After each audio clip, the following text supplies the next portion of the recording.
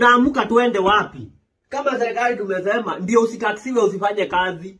Si ndio maana hatutaki hakuna kazi, na tukasema kama holiday inakuja Tuesday tutaomba ikuje Monday pia ikuwe holiday. Kama holiday inakuja Thursday pia Friday tupatiwe nini? Holiday. Sasa kama kuna holiday ya Tuesday na Thursday same week, hiyo wiki tunafanya kazi Wednesday peke yake. Meaning if you are not working, you are not being taxed. Yes. Viongozi wako nimesema mwamke mapema ndio tulale sasa saa hii. Ndio ndio sawa. Na tusisumbuana, hiki tulisema inapita. Yeah. Sasa hata tunasema December yote badala ikuwe at 25th ndio holiday vile inaanza 24th. Yote ikuwe holiday. Hello, how are you? Mko salama? A quick one. I didn't know how to do this, but about digital content creators tax. I'm a content creators tax, however you want to put it. Now, this is the thing. I think we need to differentiate things. Because kuna video nimeona and Jalango nimeona there is something you are saying, and I'm glad that we are talking about this. Now, first things first, who is a content creator? I think that's where, because my point is, people doing well, it's not bad. Kwani sasa tulikuwa tunafanya nini? People doing well. If I see someone buying a big car for himself, that's okay. Someone build a good house, that's fine. Thing is, content creation, why is it different from other forms of production? Like, is there a farmer's tax? When a farmer buys something, they already paid tax. When I'm a producer, I'm producing something, I've already paid tax.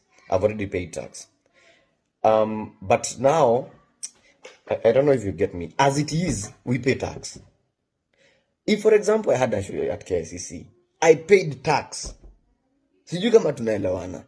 If, for example, I'm going to have my own production, nifanye advert, we pay tax. There is tax. From the money we are paid from those companies, we pay tax. It's digital, it's content creation. So which this other tax? Sijui kama tunaelewana. My point is, if this passes, if the finance bill passes, how do we say, sasa, finance bill may pass, we are going to pay 15%. Is 15% of what? We've already been paid. We've already been paying a certain percent of VAT and whatnot. So on top of that, and on top of production, some more tax. Now, this, I think, for me, the way I was feeling it is about excluding. The exclusion we are talking about, and especially for the young up and coming, especially if, let's say, for example, you're on YouTube. You make your money on YouTube only. So, for me, I feel like those people should be exempted given time, because they need to build themselves because we have different forms of income for content creators. Kuna watu wanalipwa na clients, you do adverts. Na sio mbaya kufanya hizo adverts. As long as you're paying taxes, we pay our taxes. Nataka tuelewane hapa. Si ati hatujakuwa tukilipa. Unajua naona populism. Hata sasa hamtaki, imekuwa ikilipwa. Point is, there's someone who is up and coming. YouTube inachukua percentage yao inakaa nayo. So hiyo pesa inabaki tena tuinyonye. My point is, then give them time. But if you see, because I think it's very clear. But now if you start, kuna tax imeitwa content creators, then that means we stop paying for other things. You see, like, for example, the way I think NGOs, there's some people who don't pay tax. Yeah? Non-profit, I think, organization. There's some people who don't pay tax. I'm not quite sure about this. Anyway, I'm not but my point is, there are some people who are exempted tax for particular reasons, like people with disabilities. They import cars, no tax. That's fine. You're getting? So, and now we are not saying we be exempted. We are saying, for now, hatuna production haijatosha. But if we start making money in terms of other forms of money, like, for example, I'd say, if I'm paid to do an advert on telly, is that still digital content creation? I pay tax. So you wouldn't come back and say, sasa hiyo pesa umepatiwa, najua nilipa tax, but lipa ya digital, ya content creation. I don't know, let's able to discuss. I think we need to break down what is content creation. And people are being seen like content creation, hawajakuwa akilipa tax, wanaendesha gari kubwa, wanakapoa. Why do we do what we do?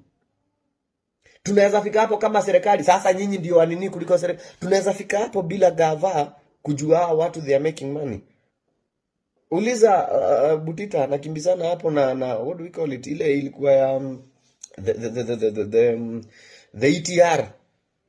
Butita hata ndiye alikuwa anafunza kufanya ETR bana. They've been paying. Point is, now because they've been paying the digital tax, is it on top? We just want clarity. Ni kitu rahisi sana.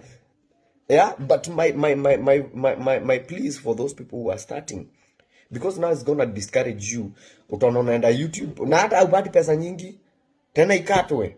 That's what we are saying on YouTube. Do you know how much they pay? And especially, for example, the CPM hapa for YouTube is not as much as, let's say, for example, US or UK. So mtu hapa analipwa per month. Let me give you a good example. History ya wasanii wamekuwa kilipwa na MCSK 700. At least they have other forms of making money. But sasa, those who have that form, the only form is from MCSK and what have you, wanalipwa 700 shillings. Then your 700 shillings tano nataka kukata. My point is, can we invest on because this you're calling this content creation, for lack of a better word, ni kitu tu imetoka, ni wase tu wamejikusanya wakaichapa, nothing, no support, nothing. People from nowhere are doing things, nothing. So that's where now we are regrouping. We need to tax them. We are being taxed already.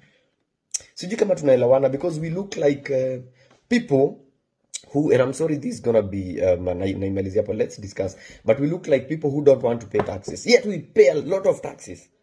Like every other week, kuna check inapelekwa kwa bank for KRA. So I want it to be clear.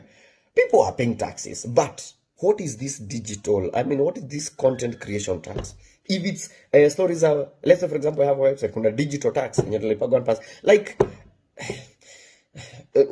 can you explain? Tuache kuichukulia kiujumla. Let's discuss.